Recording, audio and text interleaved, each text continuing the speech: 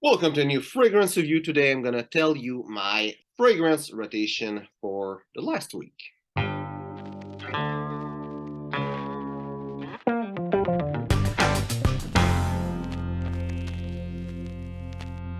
So last week I've not been doing any review or fragrance, so I was able to wear whatever fragrance I wanted. And the whole week, this is what I've been wearing. And the last fragrance on the list will be fragrance I'm gonna be wearing today. I haven't put it yet, but it's the one I'm gonna be wearing today. So there's just 6 fragrance on the list because last Saturday I haven't been putting any fragrance. And it happens time to time that I'm not wearing fragrance, especially the day that I'm recording my video, that was Tuesday and it was not on Saturday. But sometimes also we just don't feel like wearing a fragrance and I just don't put anything. It was the case last Saturday. The first fragrance on the list is Bois Mystérieux by Guerlain, which is a wonderful fragrance. If you love myrrh, probably the best fragrance. I haven't tried all of them, but definitely this is a wonderful fragrance. There's notes of myrrh. There's also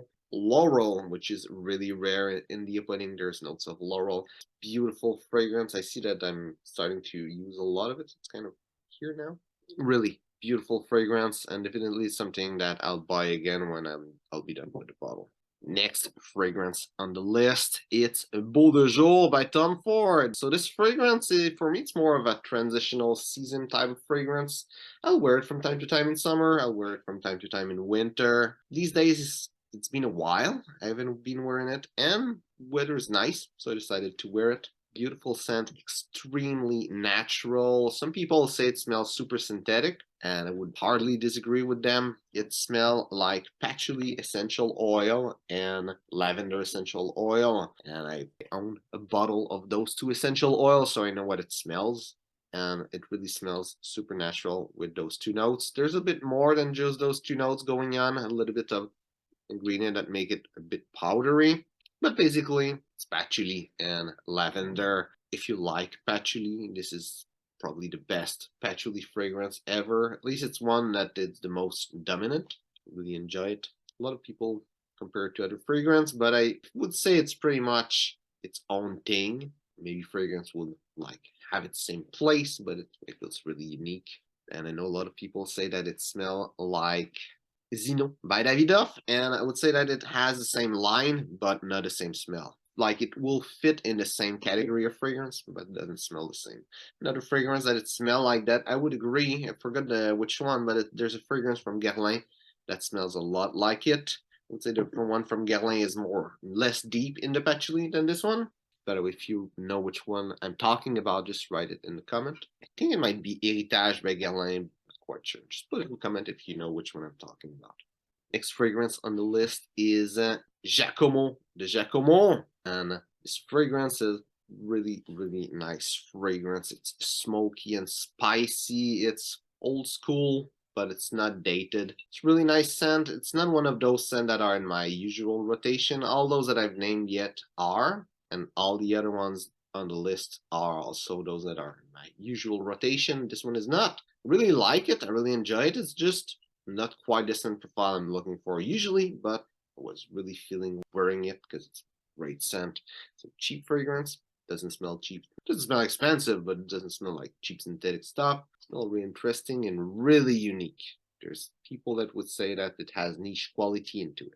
Next fragrance on the list, the one that you're probably gonna hate, maybe love, but maybe hate. It's Club de Nuit Intense. Man, this scent is really, really great. I love it. It's fresh. The more and more I smell it, the more I feel the lemon into it. So I wonder if it's not something that developed itself in the bottle. When I first review it, it was not super lemony, not as much as people say it. Now I feel it more in the bottle, so I'm wondering what's going on. Maybe it's mastered. The bottle's like 2 years old now, I think. A year and a half. Not quite sure. Maybe it has to do with this. Couldn't say. Time will tell me if it smells more. Maybe it's the weather. But still, it's a great scent. I like it. Lasts the whole day. By the way, all the scent I've been wearing this week are scent that last the whole day. Next one is Polo by Ralph Lauren, another really wonderful scent. It really started the 80s powerhouse Train. It was made in 78, if I'm right. Smell oak moss. This is, by the way, the newest version of it. A lot of people say that it was reformulated and it's bad, but I think in 2019, if I'm not wrong, maybe 2020, they changed the formula to make it closer to what it used to be, and this is the formula like it used to be. I haven't tried the old one, but it's what I've been told. And I also have a bottle of before in 2019 formula, and it's really different. There's this one. There's a lot of leather, tobacco, oak moss, pine. It's really great masculine 80 type fragrance. The other one is all this but toned down with a lot of aldehyde, which makes it just different. Not necessarily worse, but different. This one, not so much aldehyde. I don't think there's any aldehyde, at least not for the smell. There's probably aldehyde just for a mix, but not like as a note specifically.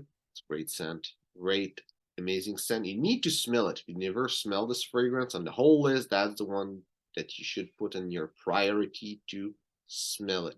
It's a historical scent. It's really great. And that's another bottle that I will buy a new one when I go through it.